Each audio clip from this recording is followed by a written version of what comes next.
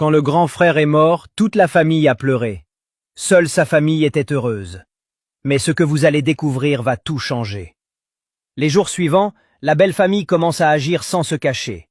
Un champ est vendu sans prévenir la veuve. Un autre est donné à un cousin.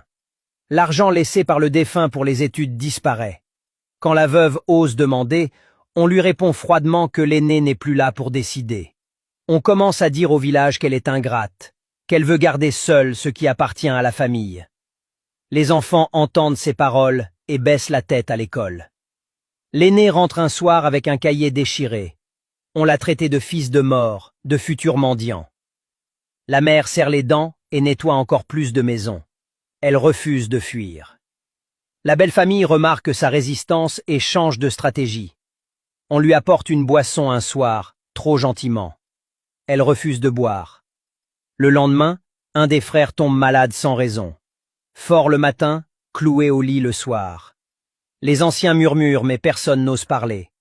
2 jours plus tard, une sœur fait un rêve étrange. Elle voit le défunt debout, silencieux, regard dur. Elle se réveille en sueur. La belle famille commence à avoir peur, mais l'aîné des frères dit que ce sont des coïncidences. Il décide d'aller plus loin. Une nuit, quelqu'un tente d'effrayer la veuve. Des bruits autour de la maison, des ombres. Les enfants pleurent. La mère s'agenouille et appelle les ancêtres à voix haute pour la première fois.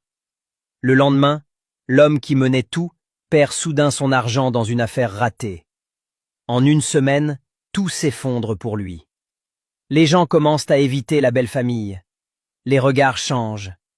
La veuve comprend que quelque chose agit, mais ce n'est que le début. Si tu veux la partie 3, écris suite, abonne-toi et partage.